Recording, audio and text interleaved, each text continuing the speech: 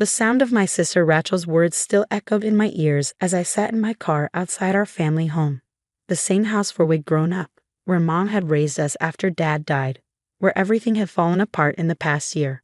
My name is Emma Mitchell, and at 29, I'd just been disowned by my family because of lies my sister had spent months carefully crafting. The irony was, I had proof that would destroy her carefully constructed narrative. I just wasn't ready to use it yet. The USB drive felt heavy in my jacket pocket, Mom's final gift to me, given in secret during one of her last lucid moments in the hospital. "Not yet, Emmy," she'd whispered, her voice weak but her eyes sharp. "Wait until you really need it. You'll know when." That was 3 weeks ago. Now Mom was gone, buried just yesterday, and Rachel had finally succeeded in what she'd been working toward for months, turning our entire family against me. I started the car, catching a glimpse of Rachel watching from the living room window. She'd always been the perfect daughter, the one who'd stayed in our hometown, married well, given Mom grandchildren. Meanwhile, I'd moved to New York, built a career in investigative journalism, lived life on my own terms. It hadn't been a problem until Mom got sick. Pancreatic cancer, aggressive, terminal from the start. I'd flown home immediately, ready to help however I could. But Rachel had other plans. "Mom needs stability right now," she'd said, her voice dripping with false concern. "Your busy life in New York, your unpredictable schedule, it's too disruptive. I'll handle her care." And so it began. Every time I tried to visit, Rachel told me Mom was too tired. When I called, Mom was always sleeping or in too much pain to talk. Slowly, surely, Rachel began spinning her web of lies. She told our aunts I was too busy with my career to care about Mom. Told our cousins I refused to help with medical bills. Told our family friends I'd abandoned Mom when she needed me most. And all the while, she controlled access to Mom so completely that I couldn't defend myself. I pulled away from the curb, memories of the past year flooding back. The desperate attempts to see Mom, the blocked phone calls, the text messages Rachel sent pretending to be Mom. Messages I later learned Mom never knew about. But what Rachel didn't know, what none of them knew, was that I'd spent those months doing what I do best, investigating, documenting, gathering evidence. Mom's nurses had been particularly helpful, especially after they witnessed Rachel's behavior firsthand. "Your sister's been intercepting your cards and letters," Maria, Mom's favorite nurse, had told me during one of my few successful hospital visits. "Your mom keeps asking why you never write." That was when I'd started keeping records, dates, times, witnesses, every instance of Rachel's interference. I'd even managed to get security camera footage from a hospital showing Rachel throwing away the care packages I sent. The USB drive shifted in my pocket as I turned onto the highway. Mom had given it to me during my last visit, just 2 days before she slipped into the coma that would claim her life. Rachel had been at her kid's soccer game, and I finally had a moment alone with Mom. "I know what she's been doing," Mom had said, her voice barely a whisper. Maria told me everything, but confronting her now would only make things worse. She'd pressed the small drive into my hand. "This is your insurance policy, Emmy. Use it wisely." I hadn't watched it yet. Part of me was afraid of what I'd find, but another part knew Mom was right about timing. Rachel had spent a year building her narrative, the devoted daughter caring for our dying mother while the selfish sister abandoned her family. Dismantling that story would take more than just accusations. My phone buzzed with a text from Maria. "You okay?" That scene at the house looked pretty intense. I pulled into a coffee shop parking lot to respond. Maria had become my ally throughout this ordeal, keeping me updated on Mom's condition when Rachel blocked my access, making sure Mom knew I was trying to be there. "I'm fine," I typed back. Rachel finally did it, convinced everyone I'm the villain in her story. But Mom left me something that might change everything. Maria's response was immediate. The USB drive, she told me about it, said it would show the truth when the time was right. I ordered a coffee and found a quiet corner table. My laptop was in my bag. I could watch it now, finally see what Mom had left me. But her words echoed in my mind. "Wait until you really need it." Instead, I pulled out my reporter's notebook, old habits die hard, and began writing everything down. The scene at the house today, Rachel's accusations, the family's reactions. I learned long ago that details matter, especially when you're dealing with someone who twists the truth. Rachel had been clever. I had to give her that. She'd started small, planting seeds of doubt about my character, my commitment to family. Then, as Mom got sicker, the lies grew bigger. Emma's too busy with her career to help with Mom's care. Emma refuses to contribute to the medical expenses. Emma doesn't even call or visit. Each lie built on the last, creating a picture of a heartless daughter who'd abandoned her dying mother. The fact that I'd been sending money monthly, calling daily, though Rachel usually blocked my calls, and flying home every chance I got, though Rachel usually prevented me from seeing Mom, didn't matter. Perception had become reality. My coffee grew cold as I wrote, documenting every detail of how Rachel had systematically turned our family against me. Aunt Sarah, who'd once been like a second mother to me, now couldn't look me in the eye. Cousin Mike, who'd been my best friend growing up, had blocked my number. Even our childhood neighbors, the Petersons, had turned away when they saw me at the funeral. The ultimate betrayal had come today, when Rachel had gathered the family to read a letter she claimed Mom had written before she died. A letter that painted me as a heartless, selfish daughter who cared more about my career than my dying mother. I'd known immediately the letter was fake. The phrasing wasn't Mom's. The sentiments didn't match our last conversation. Even the signature was wrong.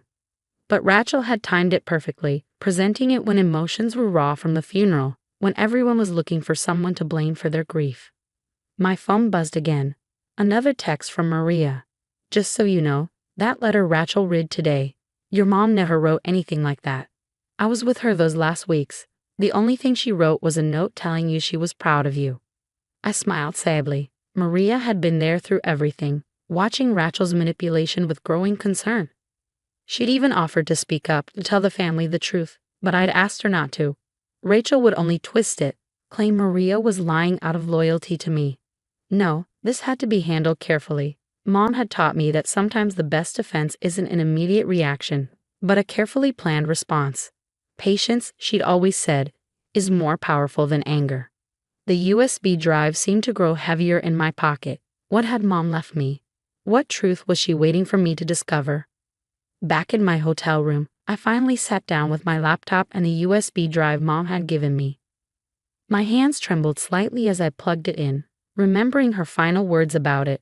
The truth will hurt, Emmy, but sometimes that's necessary for healing. The drive contained a single video file, dated 3 weeks before Mom died.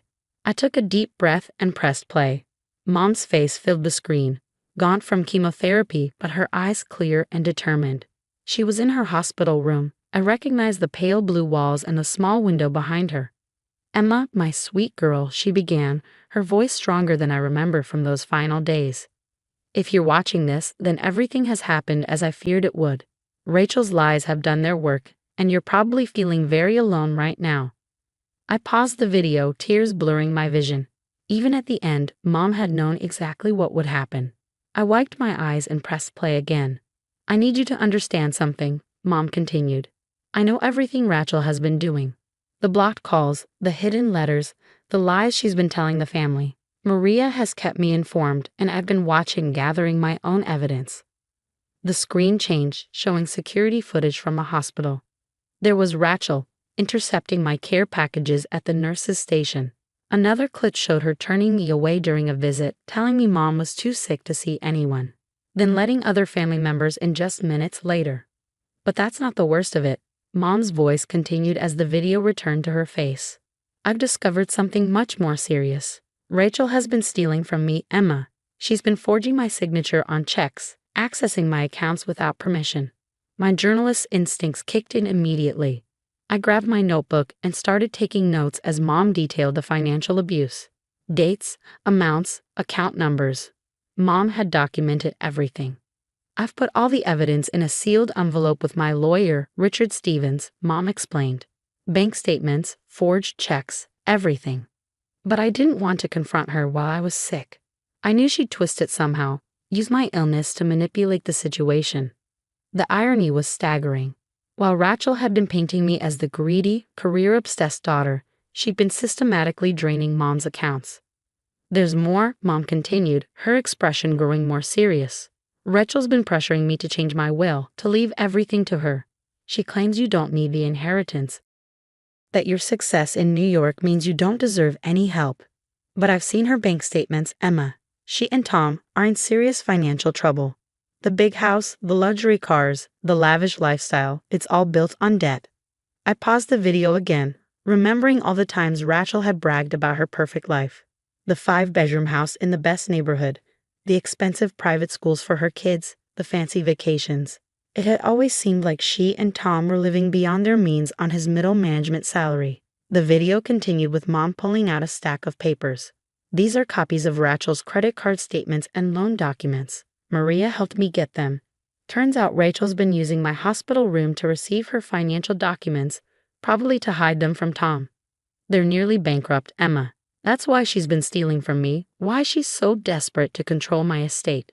The screen showed close-ups of the documents, credit card statements showing hundreds of thousands in debt, past due notices for their mortgage, collection letters from various creditors. Rachel's perfect life was a house of cards on the verge of collapse. I've left instructions with Richard about how to handle this, Mom said. The evidence of Rachel's theft is there if you need it. But Emma, my brave, compassionate daughter, I'm leaving the decision to you. You can use this information to clear your name, to show the family who Rachel really is.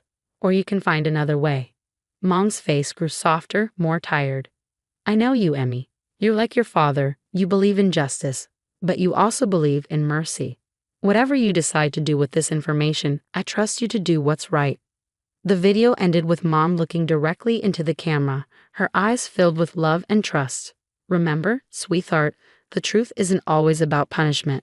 Sometimes it's about giving people a chance to face their own demons and find redemption. I sat in silence for a long time after the video ended, processing everything I'd learned. The USB drive contained more files, PDFs of the financial documents Mom had mentioned, photos of the forged checks, even audio recordings of Rachel pressuring Mom about the will. My phone buzzed with a text from Maria. Did you watch it? Yes, I replied. It's worse than we thought. What are you going to do? That was the question, wasn't it? I could take this evidence to the family right now, expose Rachel's lies and theft. It would destroy her, but it would also hurt her children, damage Tom's reputation, tear our family apart even more. Or I could do what Mom suggested, find another way. I opened my laptop again and started researching. If Rachel and Tom were really in that much debt, there had to be public records. Sure enough, I found tax liens, civil judgments, even a pending foreclosure notice on their house. The perfect life Rachel had built was about to implode, with or without my intervention. The question was whether I wanted to be the one holding the match. The next morning, I drove to Richard Stevens' law office. Mom's attorney was expecting me. She'd apparently left detailed instructions about what to do after she passed. Emma, he greeted me warmly, leading me into his office. I've been waiting for you to come. I assume you've watched the video. I nodded, taking a seat across from his desk. I need your advice, Richard. Not just as Mom's lawyer, but as someone who's known our family for years. He leaned back in his chair, studying me carefully. You're wondering whether to expose everything? Yes, I admitted. Part of me wants to call a family meeting right now, show them the video, prove that Rachel's been lying. But your mother raised you better than that, he finished with a gentle smile. She knew you'd struggle with this decision. That's why she left you this. He handed me another envelope, this one in Mom's familiar handwriting.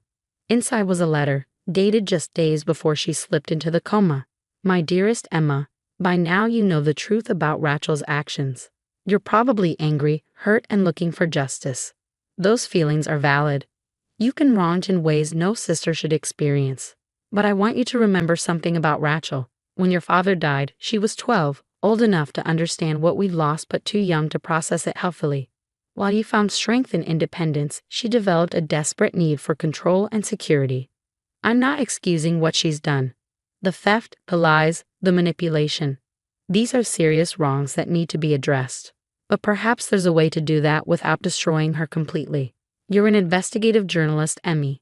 You know that sometimes the most powerful stories aren't about exposing wrongdoing, but about understanding why people do wrong and helping them find a better path. Whatever you decide, know that I trust your judgment and I'm proud of the woman you've become. All my love, Mom.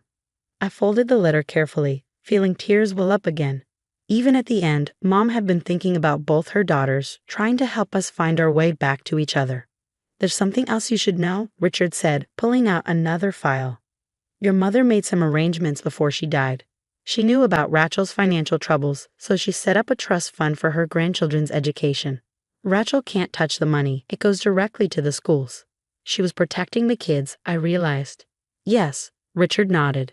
And she left the family home to you, Emma, not to punish Rachel, but because she knew you'd do the right thing with it. I thought about our childhood home, filled with memories of happier times. Rachel's kids had practically grown up there too, spending afternoons with Mom while Rachel and Tom worked. Suddenly, I knew what I had to do. An hour later, I texted Rachel, "We need to talk. Come to Mom's house at 2. Come alone." Her response was quick and angry. "I have nothing to say to you." Then just listen. Unless you want the family to see Mom's video. At exactly 2 p.m., Rachel's car pulled into the driveway. She looked terrible, eyes red from crying, hair uncombed, nothing like her usually perfect appearance. "What video?" she demanded as soon as she walked in. "What are you trying to pull?" Wordlessly, I opened my laptop and played Mom's recording. Rachel sank onto the couch as she watched, her face draining of color as Mom detailed her theft and lies. When it ended, we sat in silence for a long moment. "Are you going to show this to everyone?" she finally asked, her voice small and broken. "That depends on you," I replied. "Mom left me the house, Rachel, and I know about the foreclosure notice on your place." She flinched. "How did you?" "I'm a journalist. Finding information is what I do." I took a deep breath. "Here's what's going to happen. You and the kids can move in here." "What?" "The house is paid for. The utilities are manageable. You can get back on your feet, work out your debt issues. But there are conditions." Rachel's eyes narrowed. "What conditions?" "First, you come clean to the family about the lies you told about me. All of them. Second, you get professional help, therapy to deal with your control issues and financial counseling to handle the debt. Third, you pay back every penny you stole from Mom's accounts. And if I refuse?" I opened another file on my laptop, the one with all the evidence of her theft. "Then I go to the police with proof of your financial fraud. Your choice." Rachel's facade finally crumbled completely. She buried her face in her hands and began to sob, deep, racking cries that seemed to come from somewhere ancient and wounded. "I didn't mean for it to go this far," she choked out. "The debt just kept growing, and I couldn't tell Tom, and then Mom got sick." "I know," I said quietly. "Mom knew too. That's why she left us a way to fix this." Over the next few hours, we talked, really talked, for the first time in years. Rachel confessed everything. The spiral of debt that had driven her to steal, the fear and jealousy that had fueled her lies about me, the overwhelming pressure of maintaining her perfect facade. 2 days later, we called a family meeting. Rachel stood up, shaking but determined, and told the truth. There were tears, recriminations, angry questions. But there was also finally honesty. 6 months later, Rachel and the kids are settled into Mom's house. She's in therapy, working through her grief and control issues. Tom filed for divorce when he learned about the hidden debt, but the kids are doing better with a more stable, honest mother. The family is healing slowly. Some relationships may never be the same, but new ones are forming based on truth rather than pretense. Yesterday, I found Rachel in Mom's study, looking at old family photos. "Do you think she'd be proud of us?" she asked softly. "Of how we handled everything." I thought about Mom's final message about her belief in redemption over revenge. "Yes," I said. "I think this is exactly what she hoped for." The USB drive sits in my desk drawer now, a reminder that sometimes the hardest truths can lead to the most meaningful healing. Mom knew that all along. She just needed us to figure it out for ourselves.